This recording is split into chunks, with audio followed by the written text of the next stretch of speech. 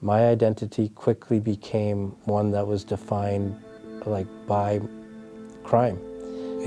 Nothing really actually propelled me towards change. It kind of culminated all at this one pivotal point when I was about 23 years old, where I got involved in something that I never thought I would be involved in.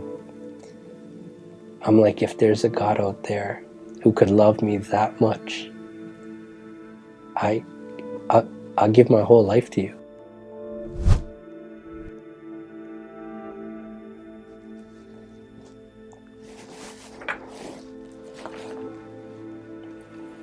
Hi, my name is Raymond Mowla, and this is my story. I was brought up in a Muslim family. I've got an older brother and a younger sister, and I had a lot of questions about God and purpose from a really young age.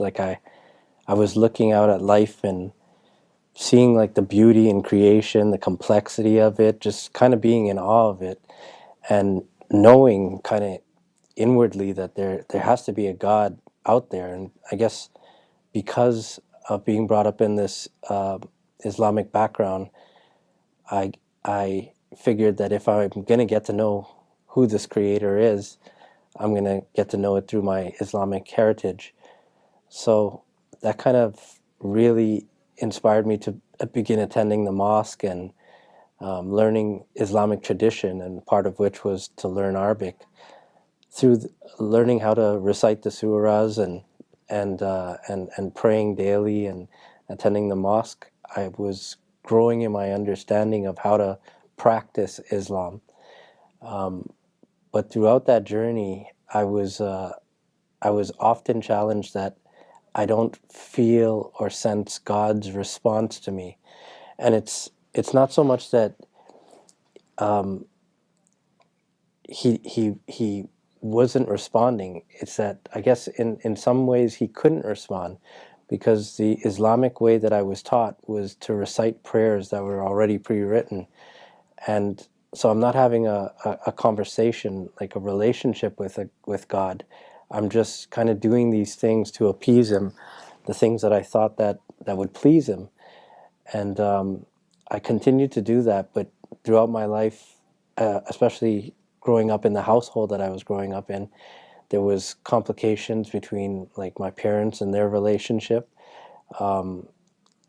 abuse even from my parents to not just me but my siblings, and all of these things gave me a sense of injustice, that if there is a God out there that cares about me, that is a protector, is someone who loves me, then why is he letting these things happen?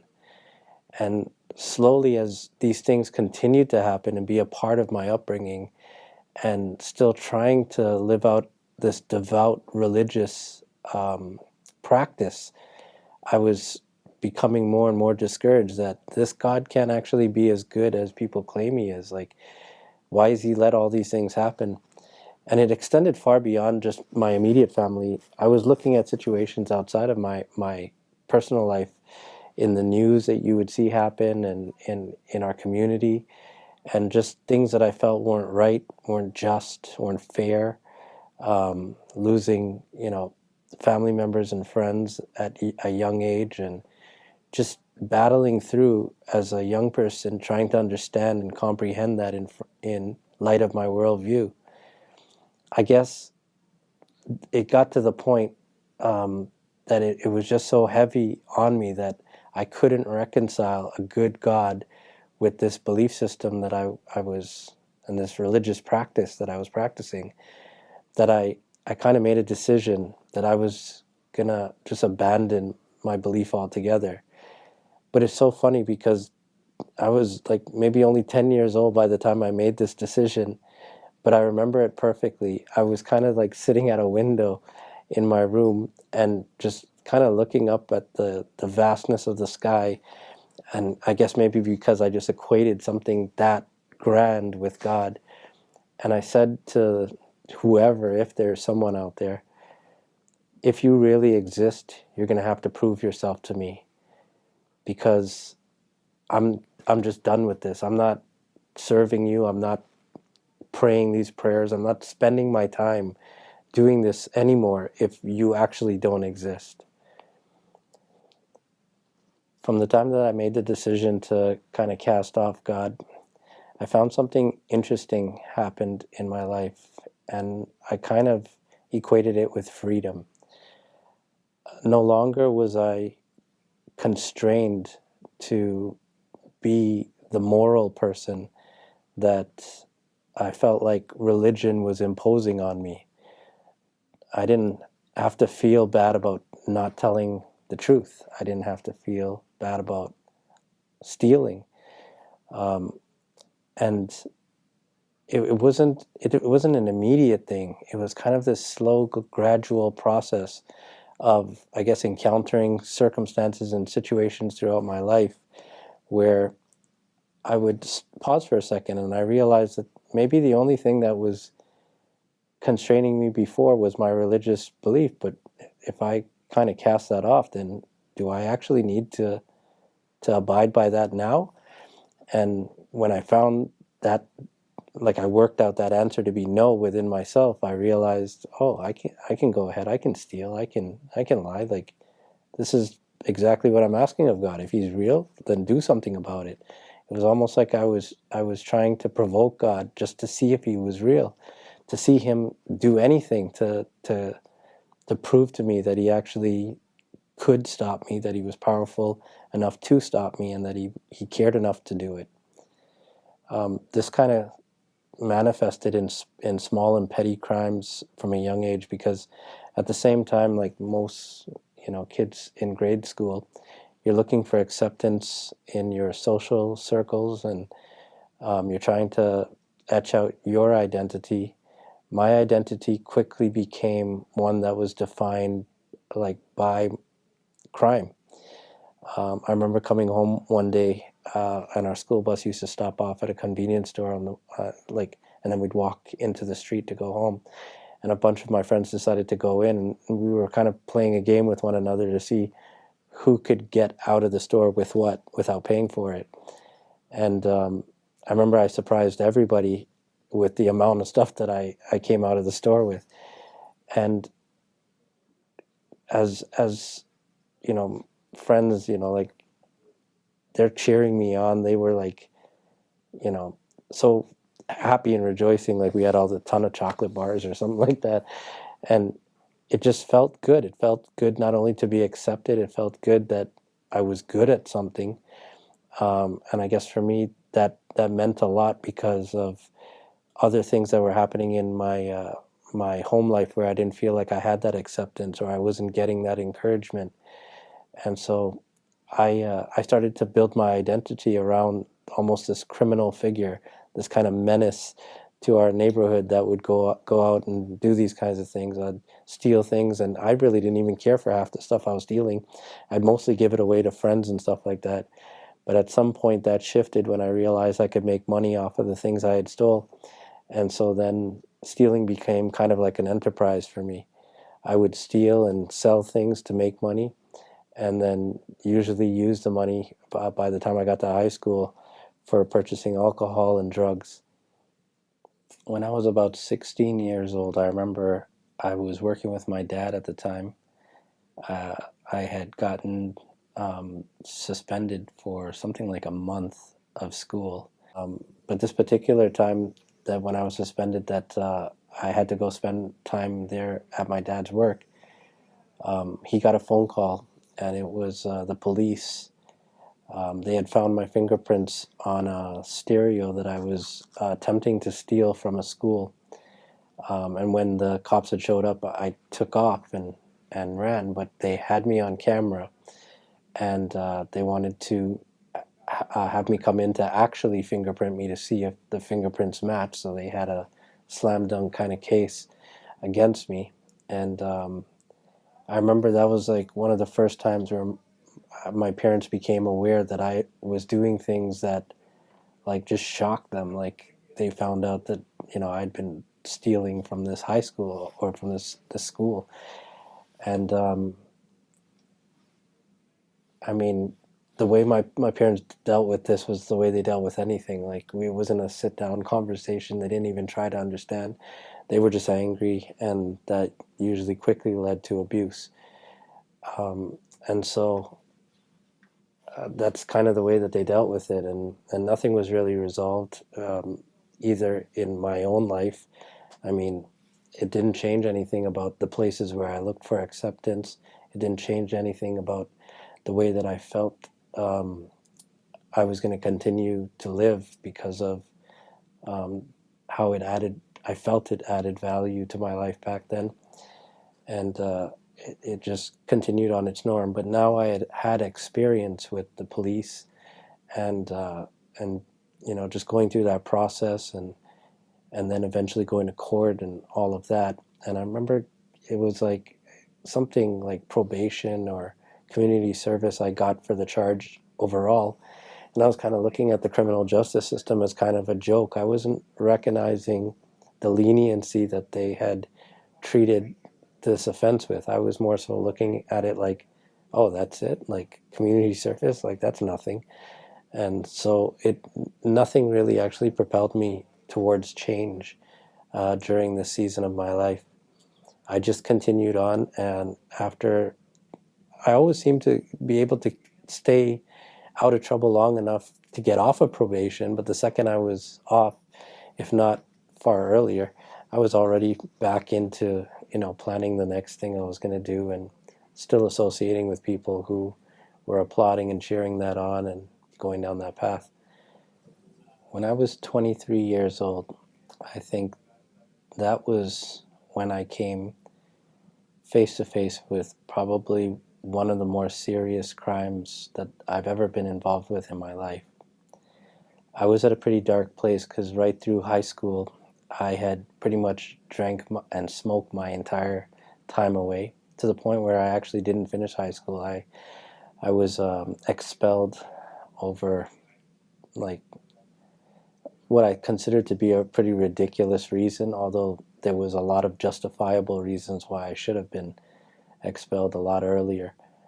But when that happened, it just kind of fueled this anger that inside of me that I'd been carrying for quite some time by then, that nothing is actually fair in this life. Nothing seems to be purposeful or anything. Things just seem to happen, and people don't even care. And nothing was impactful enough that made me want to consider change. But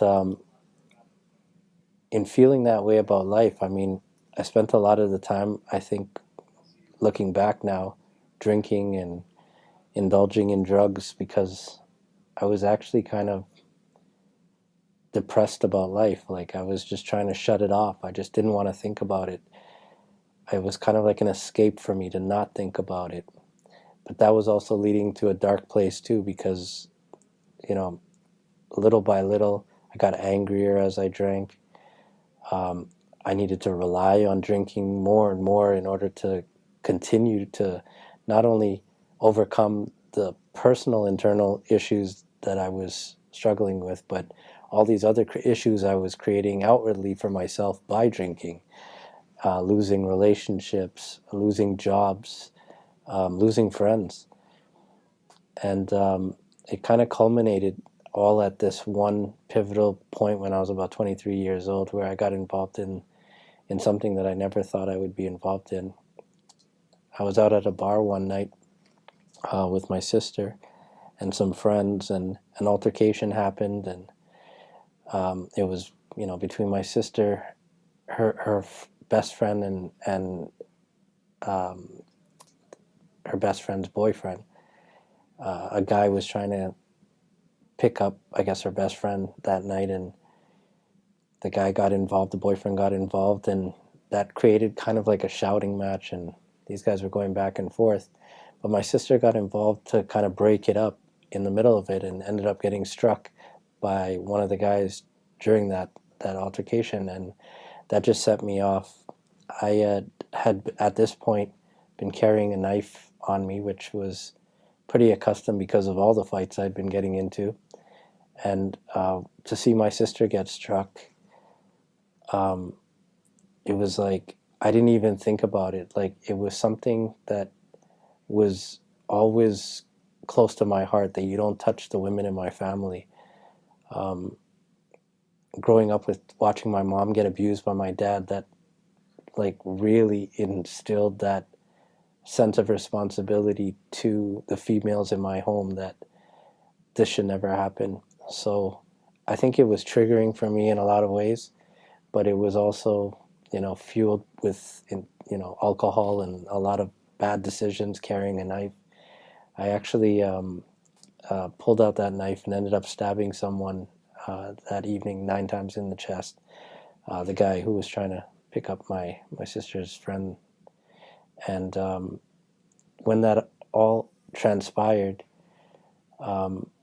we were picked up later on that night because, fleeing from the scene, they recognized the car plates, and they were pretty much waiting at my friend's house, who I went back to his house, and just picked us up immediately. And it was kind of this whole convoluted thing that happened next, because they didn't quite know at that point who had done it, and none of us were talking. So it even got to the point where they let me out of the police station. Like, they took a statement from me, some made up nonsense that I told them, and got myself out of there. And they were actually going to charge the driver, thinking that he was possibly the guy who stabbed the gentleman, because he during the altercation he was waving a tire iron, and a lot of people visibly saw that. When he realized the seriousness of the charge that they were going to lay on him, because at this point the gentleman I'd stabbed was pronounced dead at the scene, and was, I think they said, placed inside a drug-induced coma to be kept alive while they were continuing to perform surgeries and stuff on him all night.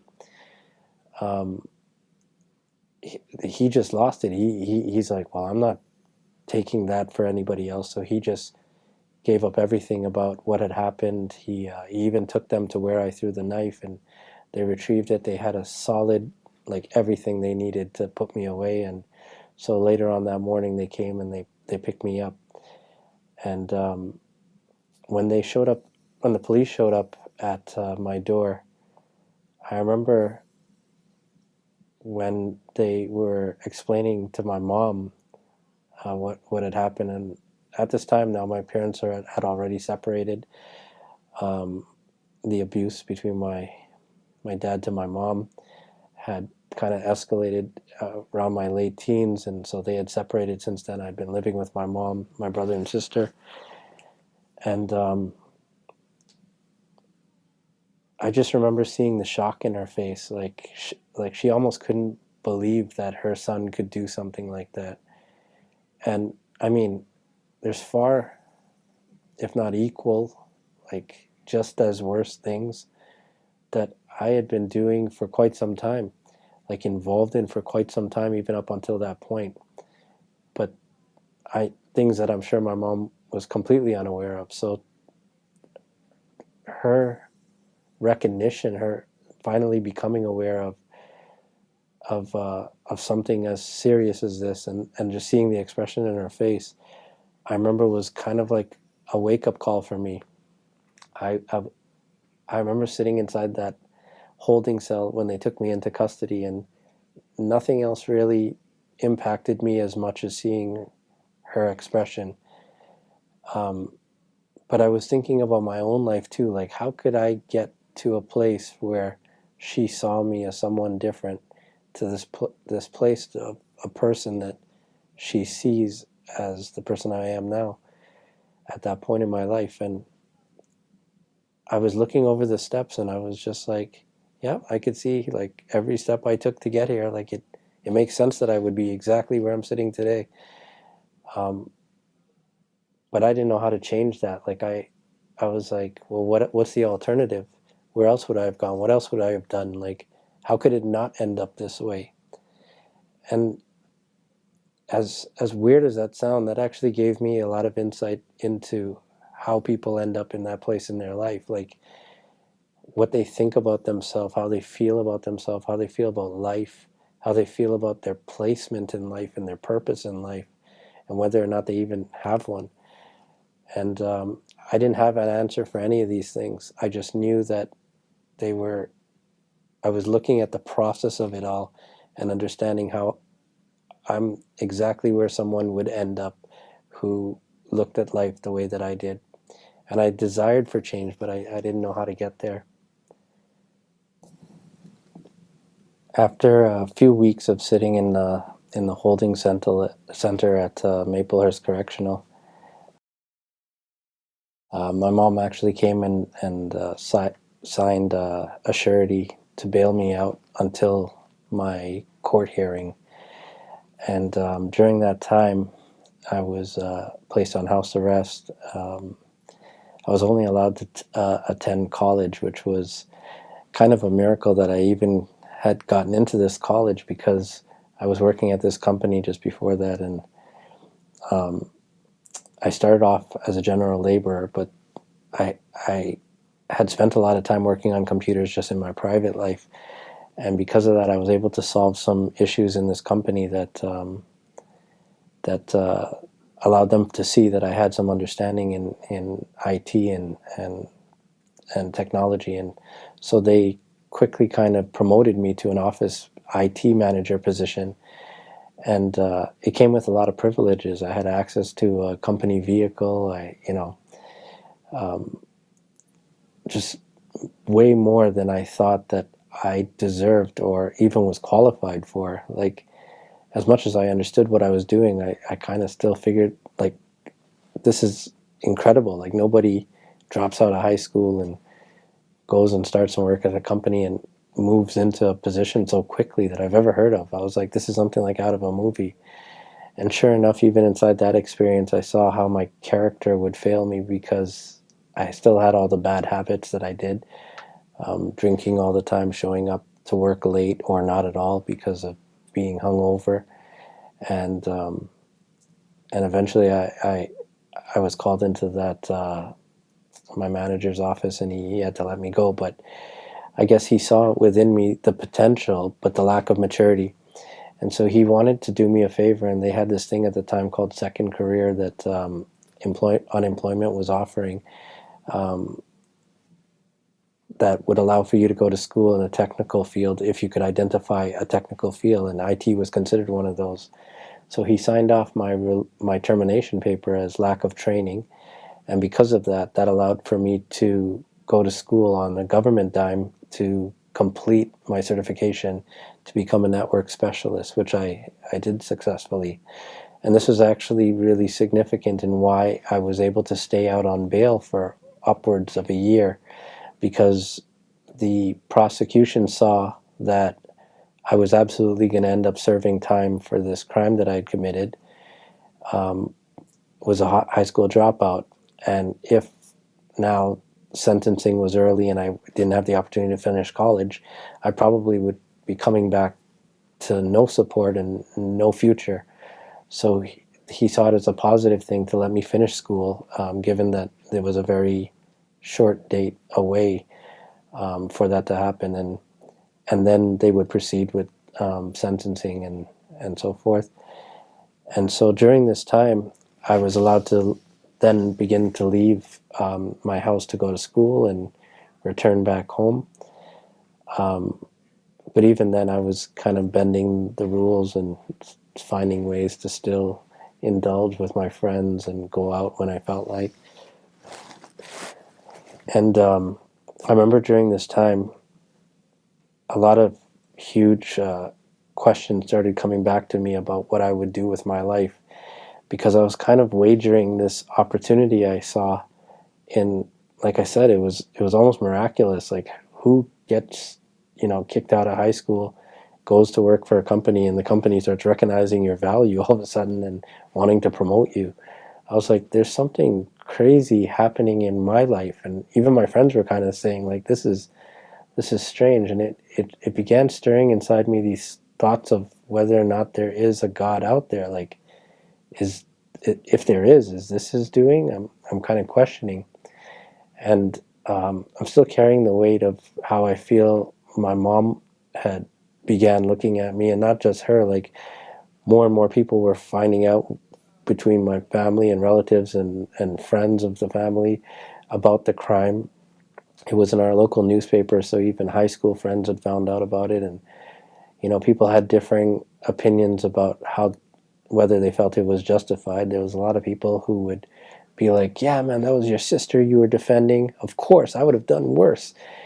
And as much as I'm sure they were saying that to me to kind of encourage me, like, I was sitting with the reality of the outcome and the potential of having to go serve time, and even kind of coming back to a more reasonable clarity about thinking about the situation. And I'm like, well, it really didn't have to go that far. Like, outside of the knife, like, we could have gotten into a huge fight, still done a lot of damage, and not be in the predicament I'm in today, not have to be thinking about, oh, I've got to go spend years in jail. So I wasn't actually buying what they were saying. And then there was other friends and family and relatives who were just like, almost didn't know how to look at me anymore. Like, they were like, who is this guy? Like, we'd never imagine, like, when they heard my name associated with that crime, they're like, he did that? He's always, such a quiet boy, he's such a good boy, he's all these different things. So it's like, it was really a shock just to see how the impact and the implications of what I had done affected so many people around me. And that, I guess, it pushed me to want to understand again more about life. Maybe there was something to be understood that I wasn't seeing as clearly as I ought to have, and I was becoming open again to maybe returning to the mosque. But at this particular season in my life, that openness was really to anything. If a Buddhist monk came and sat with me, I would have welcomed it. If like, it didn't matter. But luckily, it was two cousins, like my cousin and his wife, who came and met with me during this time where I felt like, a lot of people were trying to distance themselves from me. And they had recently converted actually to Christianity. They had like this amazing experience they were talking about, and they kept talking about God in this very relational way, like almost like the way I had hoped to be able to connect with God when I was younger. And something inside of me just, wanted to hear more. So I decided to go and attend the church that they had invited me to. And I'm actually so thankful that they actually invited me to a Bible study on a Wednesday rather than a Sunday service. Because I feel like if I went in there on the Sunday and saw people worshiping and stuff like that, especially from my Islamic background and how I felt about who Jesus was at the time and stuff like that, there would have been a lot of things that were difficult for me to connect with. But when they invited me out to the Bible study, it just so happened that the pastor that day was starting right at the beginning. He was reading from the book of Genesis, and he started describing what happened in the fall. He started talking about the Garden of Eden in ways that I had never heard before, because in the Islamic paradigm, they don't believe in original sin. Like, oh yeah, Adam and Eve ate the fruit they were told not to, but God forgives because he's forgiving, and that was the end of that. There's no implication on humanity. Adam isn't separated from God through this act, and nothing is inherited to any of his descendants. But when I heard the pastor talking about sin in this way, that, oh, that separation from God that started with Adam, it is now, the reason why sin is in the world altogether. It's passed through to every generation since. All of a sudden, this actually kind of made sense of life. It was the first time I heard a worldview that made sense of the things I was experiencing. And I didn't even know I was carrying around a worldview up until that point that believed that everybody was perfect. So when the people did things less than perfect that I was let down by, rather than seeing that as, oh, well, that's exactly what I should expect from you because we're all imperfect, I was actually quite offended. It's the reason why I saw my parents as hypocrites. It's the reason why I saw myself as flawed, and part of my own personal struggle. And even the things that were happening around me that I called unjust. Like I realized that it was from a perfection and idealistic paradigm that I was looking at life and expecting everything to be this one way. And now this pastor here is like just flipping my entire world upside down, teaching that, oh no, life is actually the opposite. I remember when I wrote my book, testimony about telling this, I said it this way. I was like, it's like picking up a newspaper and it's, filled with all these egregious things that happen in our community day to day. But reading it, and instead of being shocked by it, being like, yep, that's exactly what humanity, apart from God, separated from God, would be doing. And that's like the best way I could put it. It was finally coming into alignment with that. Mind you, I didn't understand who Jesus was. I didn't understand the necessity of what he did or what the gospel was at this point. But this pastor said something that was true, and true of something that was far-reaching for my worldview.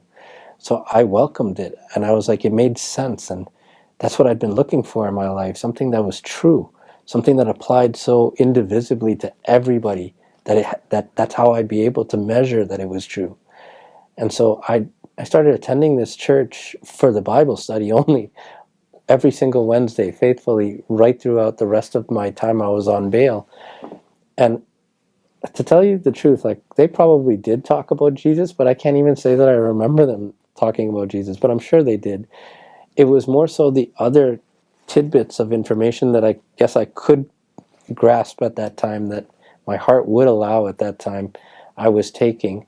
Things like hearing that Abraham made mistakes throughout his calling with God, and yet God used him.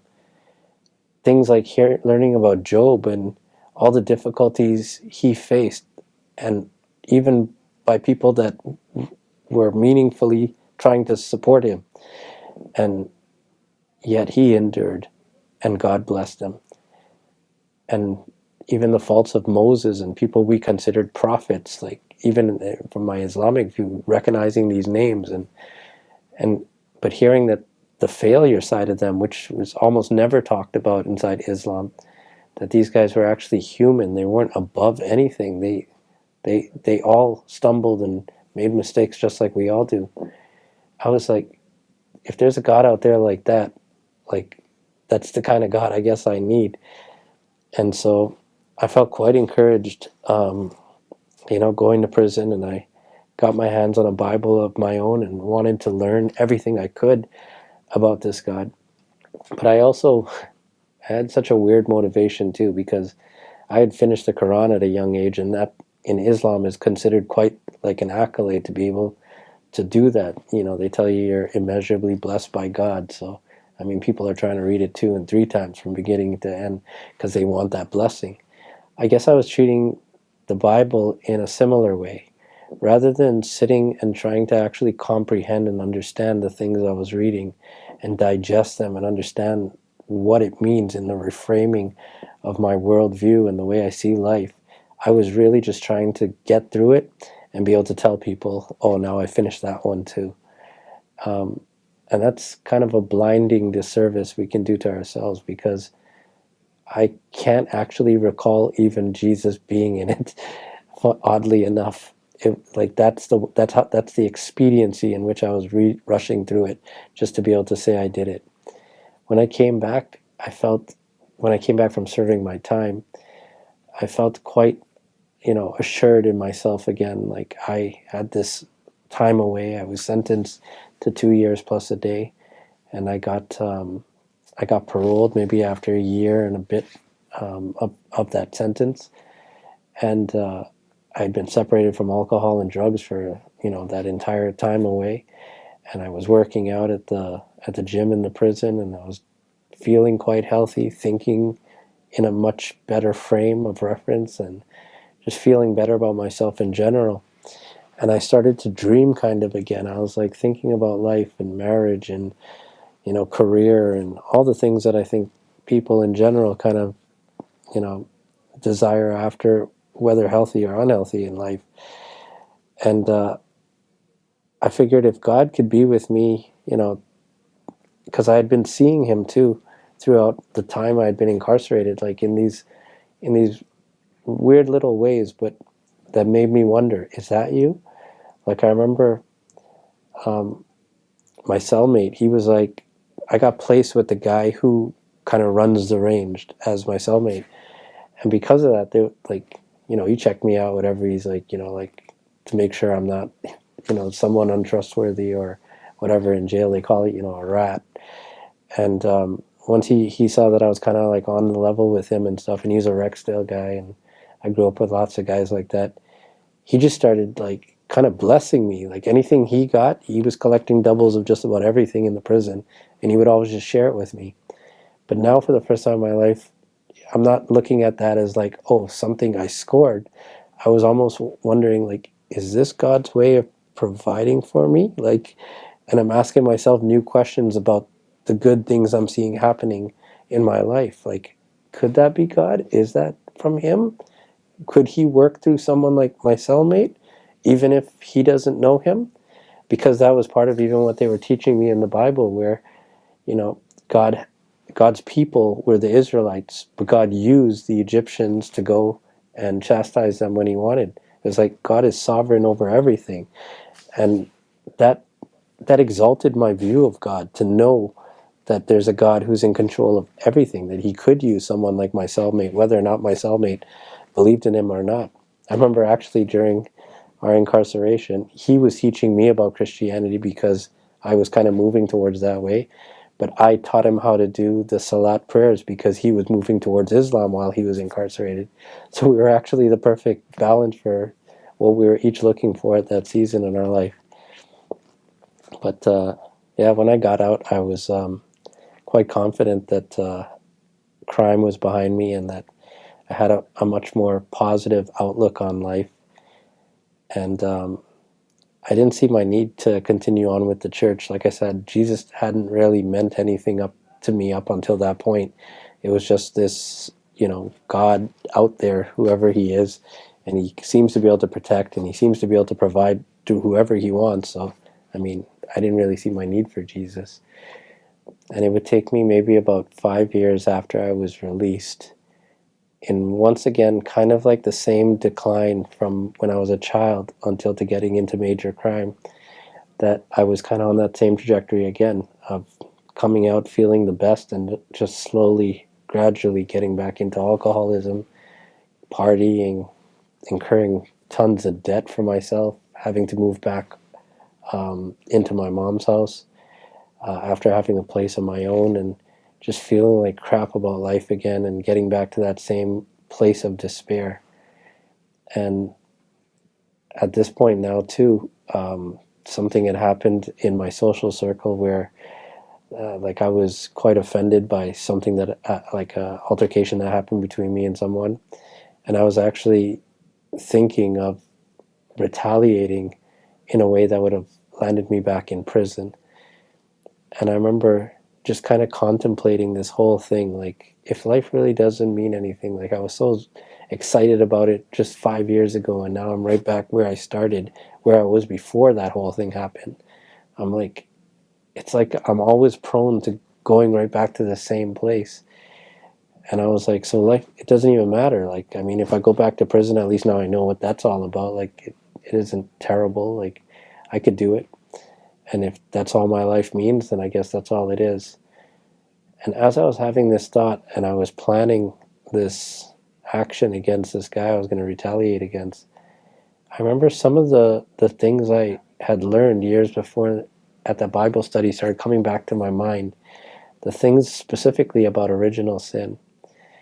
And it piqued my curiosity because I was thinking, like, my cousin does, like, he seemed to actually authentically get off that path and stayed off that path.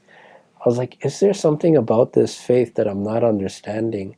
Something that's missing from my understanding, that I didn't get the whole picture, and I actually need something more in order to be able to live this out the way I see in his life.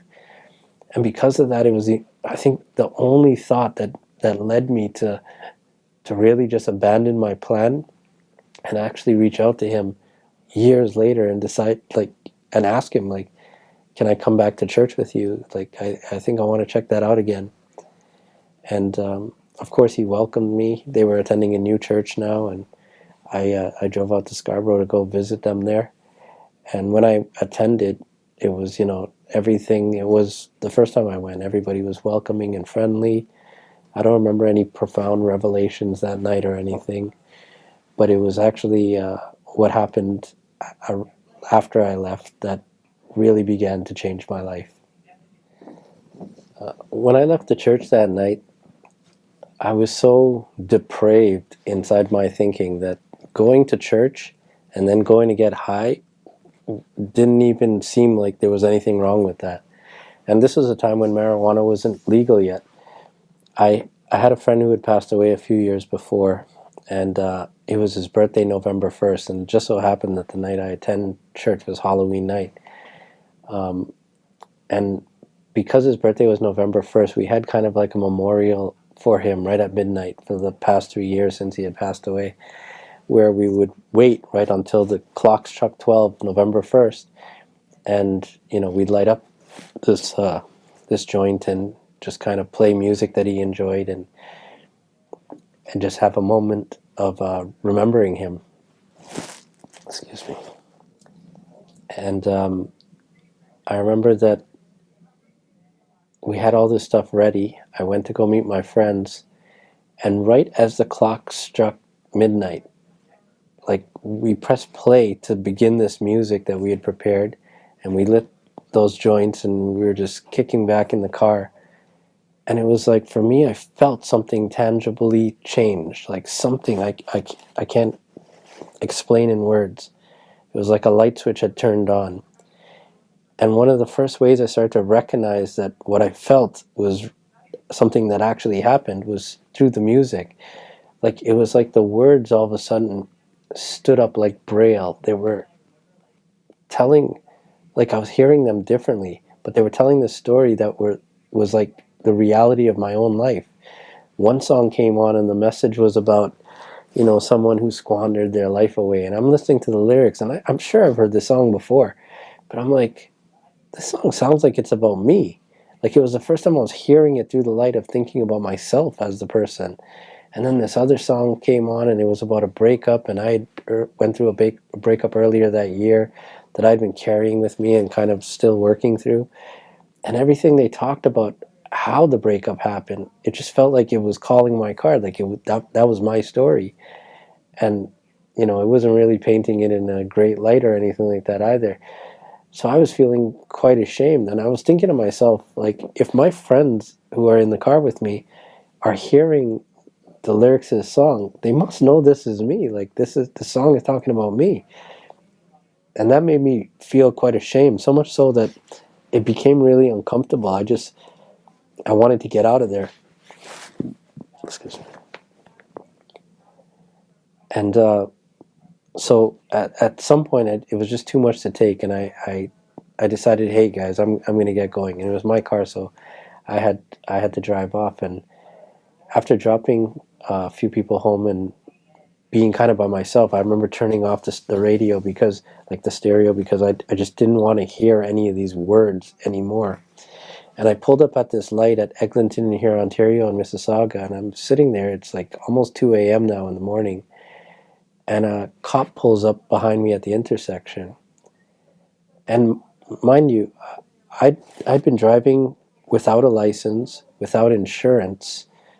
I'm high. There's marijuana in the car, which is illegal at the time. I'm sure there was like a ton of other things wrong with this situation. And I'm thinking to myself for the first time, if they just turn on the lights and pull me over, like, I'm going to go back to jail. And I've been driving so callously like this for all that year, and just acting like it's not a big deal.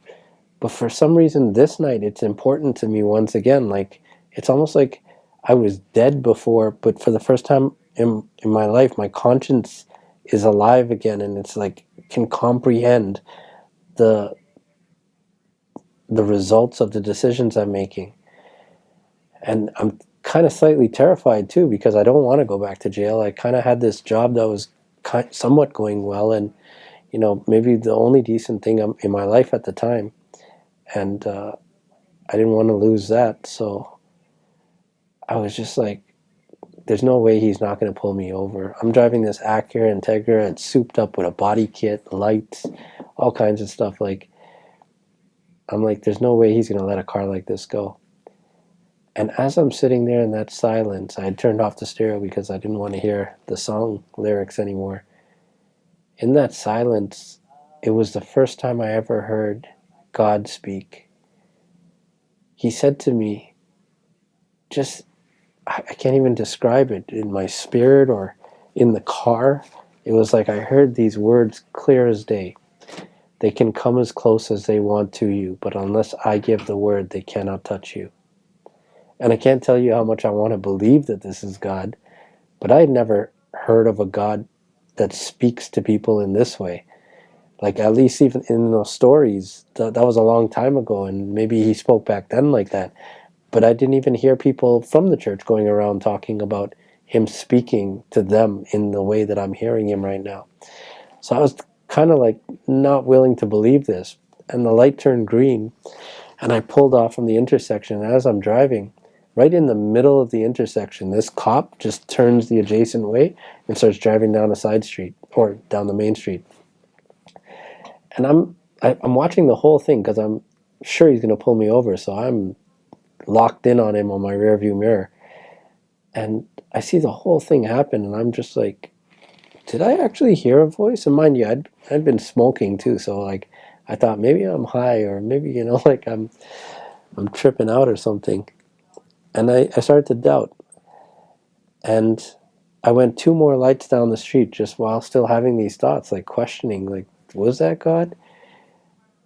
And all of a sudden a cop drives out of a different plaza and comes and sits behind me at that intersection at that red light again. And I'm like, oh man, like, is this because I'm doubting that God's like gonna give up on me? Like he just sent a cop again because I didn't believe? Because I remember having faith was a huge thing that my cousin often spoke about at that church. And I was like, am I being faithless? And as I'm sitting there in the car trying to work this out in my own mind, I hear the voice again. And he says the exact same thing that he said to me before. He says, they can come as close as they want to you, but unless I give the word, they cannot touch you. And I remember really wanting to believe, because I was like, you don't get off twice in one night. I was thinking maybe even the first cop called the second cop and told him, hey, don't let that guy get away, or something like that.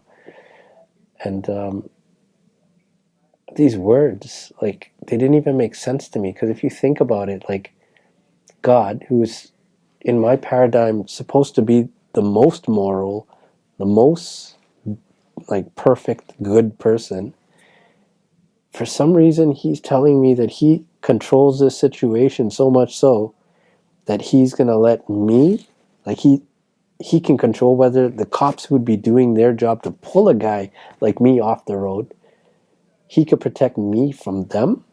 That almost seems like the complete opposite of what I thought about God all my life. Like, he protects a person who's doing the wrong, and that isn't what he's saying to me, but that's almost what I'm understanding about what he's saying. Like, what kind of God would say that? And I just can't comprehend it. Everything I've been taught about God, it's challenging, all these concepts, even the things I just believed that maybe I wasn't explicitly taught, but just believed in my own heart about him. I'm like, God doesn't move like that. And sure enough, as I hear him say the words, like, I want to believe it. I want to believe that there's a God that's good enough, good, like that good out there, that maybe he understands why I'm here. Maybe he knows something that the average person wouldn't know about me. And so he's merciful enough to consider that. And I remember pulling off from the lights, really wanting to believe that. And as soon as we pulled off from the lights, we weren't even driving like 3 seconds, and the sirens went off. And I remember when I saw those sirens, something came out of me that I wasn't even expecting. It's like I yelled out openly in the car. It's like, at this voice, like, this is just like you.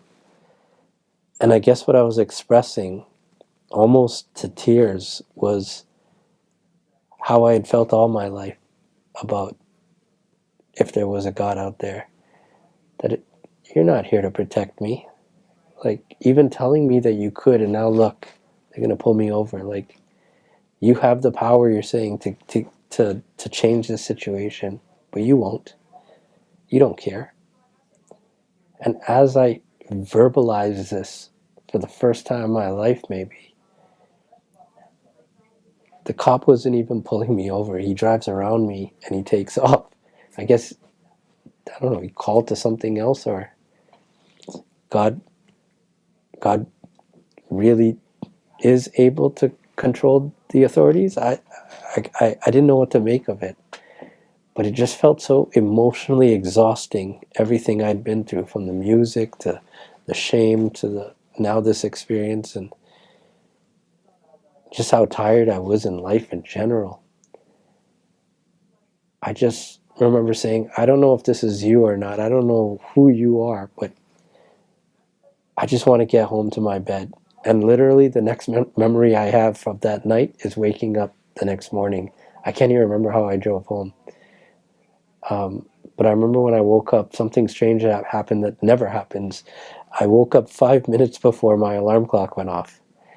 And as I was lying in bed there, I was now, sobered up from the high, I guess, and thinking clearly and recalling all the things that happened the night before and asking myself the question, did that really happen? Did the music really say what I thought it said? And I'm like, I gotta go listen to it again to see if I still hear it the same way, or was it just because I was high? And the thing with the cops, like, I know I'm not supposed to be driving my car, but that's how I get to work. Like, is God going to continue to protect me? Like, can I still take my car to work? Asking just the weirdest questions. And then the alarm clock radio finally does go off, and I have it set to a radio station. But it's like, because the night was Halloween the night before, this caller had called into the radio station, and she was telling the story that, she went out with her husband to a costume party where he was dressed up as Batman. And I guess at some point in the night, she runs up to Batman and kisses him on the mouth, and realizes afterwards that it's some other guy dressed up in a Batman outfit. It's not even her husband.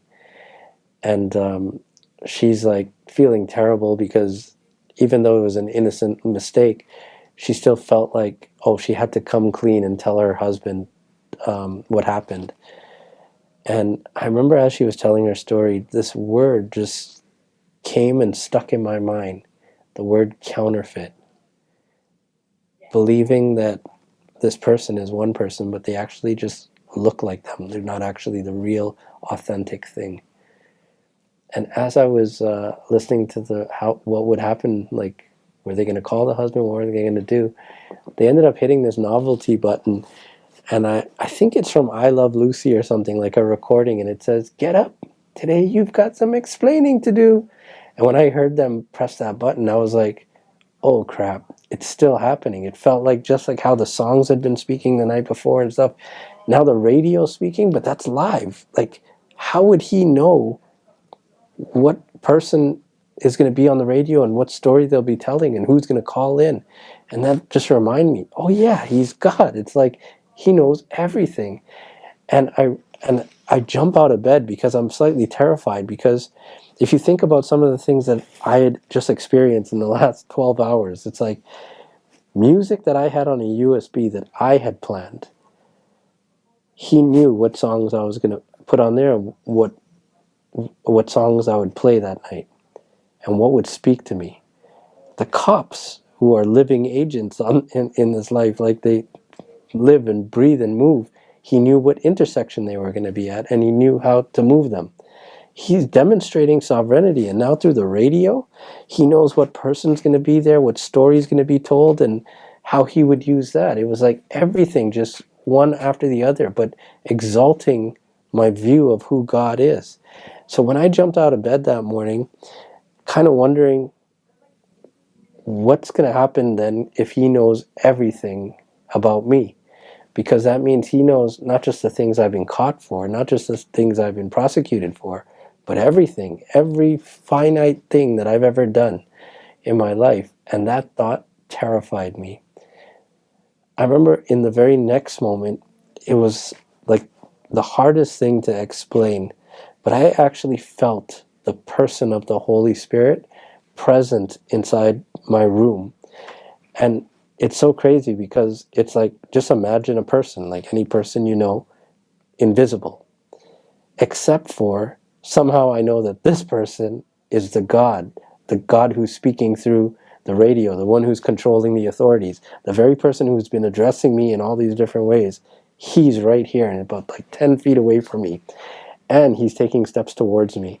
And as I just catch this glimpse of what is transpiring in this moment, I pretty much fall to my face on the ground, terrified, bawling my eyes out, really almost as a plea for mercy, because in everything I had been taught up until this point, you do good, you get good. You do bad, you get bad. So what do you think I expect he's showing up for? I haven't been living the best life ever up until this point. And so I'm really pleading for mercy. Like, maybe my card is up. Maybe this is how, when people pass away, like the experience they happen. I don't know what they experience. So I'm like, is this how it happens? Like, he comes for them? I don't know. Like, I'm just terrified, like, at what this might mean. And also, what does it mean on the other side too? Because like, for sure, growing up with an Islamic paradigm, there's a teaching about heaven and hell as well. And I'm like, is that real? Like, is he coming to take me there? Like, what does this mean? I'm just, and I had all kinds of, you know, wayward thoughts through, things my parents had told me about hell and what kind of people go there and stuff like that, and what God does to you there. That it was, probably in some far, memory in my mind, but it's still there, like in this moment, especially of having to be face to face with possibility that that could be the next stop. And so I'm just terrified at what's going to happen. And I remember sobbing uncontrollably, and I kind of lose sight of where he is in the room. I'm not even really concerned with that anymore, just really what's going to happen next. And when I finally kind of calmed down enough, I clearly hear the next words that the radio announcer, because the alarm clock's still going off, says. And she says, "Get up. Today we're going to teach you how to walk." And when I hear those words, I'm like, walk? I feel like these words are for me, but walk where? Where would God want me to go if this is God? And now I think I'm completely losing my marbles. When I was, I think, 17 years old, my older brother had been diagnosed with schizophrenia. And one of the ways that it kind of came on was that he began hearing a voice speaking to him. But I mean, like, telling him almost the worst things in the world to do, not only to himself, but to others. And it got so bad that he got institutionalized. I was seriously considering, even in this moment, I'm like, have I lost my mind? Have I become like my brother? Is this like a thing in our family that I'm unaware of, or something like that? And all these, like, millions of thoughts like this going through my mind, trying to process what is happening in this moment. And I get up and I, somehow compose myself and get dressed and get ready for my day. And I know this time I hear him in my mind, like, because he brings these words that my cousin's wife used to say to me all the time, right back to my mind while I'm asking him about this bus ticket and whether I could take the car. He says, "Walk by faith, not by sight." And I know exactly not only who used to say that to me, but where she got it from. I knew these were words from the Bible. And that shocked me, because I was like, it's the God of the Bible who's talking to me. I got to get my hands on a Bible then. What else did he say? What else does he say? If he could speak through his word, like he's using this word that I know from that Christian church that is from the Bible, I'm like, what else did he say? So I ended up downloading this. I was looking for a Bible app while I got on the bus, and I'm reading everything I could get my hands on, but I didn't realize that it wasn't like a Bible app. It was a Bible quotes app. So there always just happened to be some quote at the time that was just perfect for every weird question I was asking God. And by the time I got to work that day, I found an actual online Bible and began reading that, and just started reading through the things that I thought I had read through when I was in prison. But now with this experience and a whole new paradigm to look at it, a whole new lens to see it through this experience of a God who is relational and real. I'm reading things that Jesus is saying. I'm reading things about what happened after Jesus' resurrection, and they're making sense to me in a whole new light. And not only that, it's helping me also to understand the gospel, like the significance of, if Jesus was the person who said these things, not Muhammad. He never talked about a Holy Spirit coming and him sending him, and he's going to remind you of things and all the things that are happening that I'm tangibly experiencing in my life. I'm like, then what else did Jesus do for us?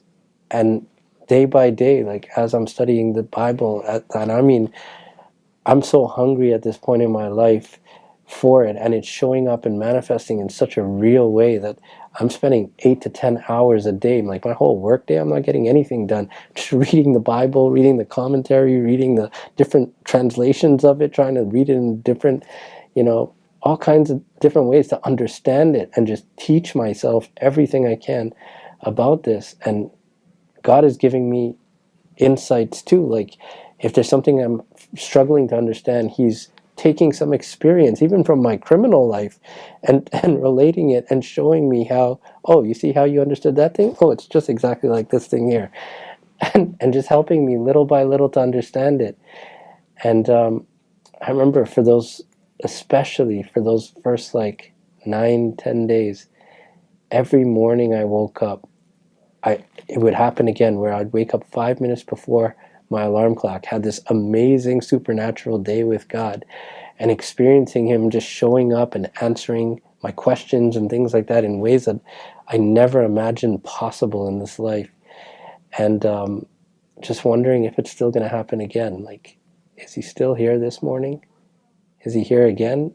Is he here again? Every morning, just because I can't believe it's true. I don't even know who to tell this to, because I feel like I'd sound like a lunatic, especially because I didn't have enough experience with knowing that this is how God had moved all throughout the last 2,000 years, and even before that with people that he had spoken to directly. And I was just blown away, and I was feeling an immeasurable sense of unworthiness, that still not getting why God could speak to someone like me, and just almost feeling like I have to relish all of it, because at any moment it's gonna go away. And I remember when I finally understood the gospel, about the 10th day of just studying the Bible relentlessly and trying to get this concept, like, why did Jesus die then? And understanding that that was actually what he had done for us, the entire reason why I was able to experience the very thing that I was experiencing right now, God's grace, his unmerited favor, was because of a mercy he can extend to me because of the punishment that Jesus paid. I'm like, if there's a God out there who could love me that much, I'll give my whole life to you. And I remember bowing down that morning. I actually woke up 5 minutes before the alarm clock went off, but I turned off the alarm clock before it actually went off, because it was the moment I think I stopped looking for the signs in order to believe that he was going to be there, and started to accept that there is a God out there who loves me that much, that he will be there. And that journey started about 12 years ago for me.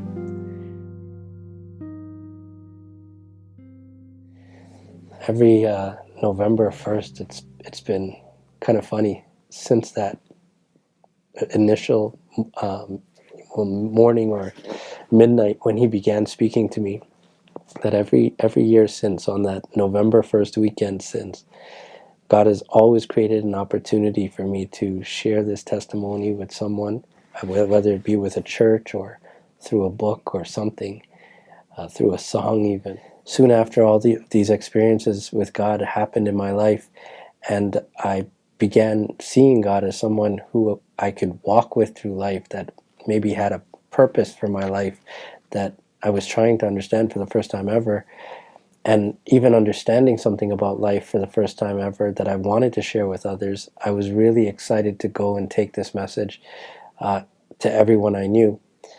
And I guess a lot of people that I'm closely surrounded with who knew me all those years before maybe struggled the most to, accept this, because they had seen me a certain way throughout my life, and now I was kind of like internally somebody completely different, but outwardly looking exactly the same.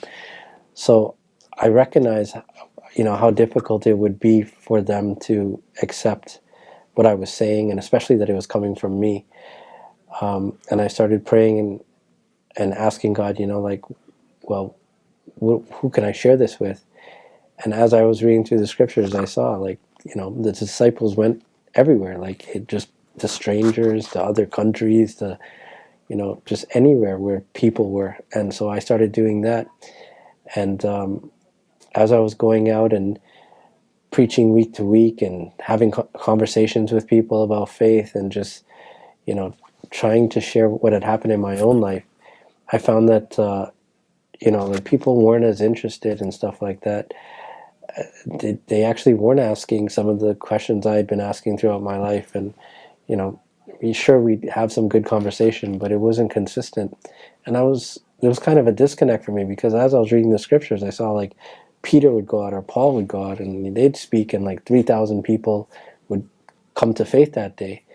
And for me, it wasn't about the numbers. It was just that it wasn't making sense. How come there aren't that many people interested in this, if there was back then? And so I started asking God. I was like, where can I go where people are actually interested to hear this message, of what you've done? And I remember he replied to me. He said, well, where were you in your life when you were the most open to hearing it? And that's when I remembered it was while I was on bail, when I was in prison, all of the lowest times in my life. And because of that, I decided, oh, you know what? Maybe I can go and connect with prisoners once again. And so I drove out to the prison and tried to find out how to become a volunteer and stuff like that. But I remember them mentioning that I'd have to have a criminal background check, and I knew I couldn't clear that. So I just looked around inside the waiting room of that institution I was at, and I saw there was tons of families there. There was tons of people there. So why can't I just talk to them? And that year, I just released a book testimony version of my story, and so I had that available, and I was giving it away for free, and just it was giving me a lot of gravitas. The people are like, oh, he actually went to prison, he knows what he's talking about. And I would just sit there and try to comfort the family, and understanding, what time is lockup, what kind of food inmates get, how many meals a day they get, how many times a week can you visit, and just answering questions for them. And they appreciated that so much that I became a recognizable figure every week in the visiting room, that they could come to me if they had questions. And sometimes it even turned into them saying, you know what, I think you'd be a better fit to go visit my son today, or my friend today, or whoever. So we ended up, me and a brother from my church, going and starting to visit inmates at the institution and stuff like that. And it was all going so amazingly well, until later that year, I just got this sense that God was saying stop. And I didn't want to believe that was from him. I almost thought it was the enemy, because I was like, God, why would God want this to stop? And while I was going week to week and still praying, God, was that you? He made it absolutely clear that it was him. And so I returned back to work, and we made the decision to stop. And my company had been moving around from time to time during the same time, and we ended up where our company ended up landing was inside the same vicinity where Prison Fellowship Canada, their head office, actually is. And when I found that out, I was like, this can't be a coincidence. And so I went over and I introduced myself, and I sat with them and shared my story. And little did I know that they actually had a position that had just become available there, and they were praying for the right person to fill it, and recognized that maybe that was me. And so they gave me a chance, and it's been 7 years, and I've been there ever since, and I'm now the National Program Manager for Prison Fellowship Canada.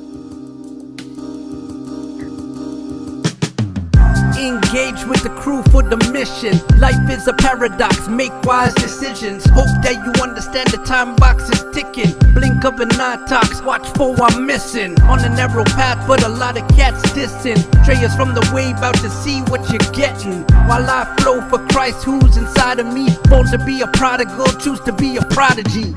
Shortlisted, unveiled gifteds. Reaching for a plateau high enough to get this and get lifted. Raised from the uttermost. Now my only boast is the praise of the Holy Ghost. Cause I'm owed no treasures for running wild. Death was my running tab, hell was my only prize. And these eyes get plucked for consuming lies. Cause my only reign came to end when he sent his child. Anatomical, straight to astronomical. My flow rocks round the globe like it's comical.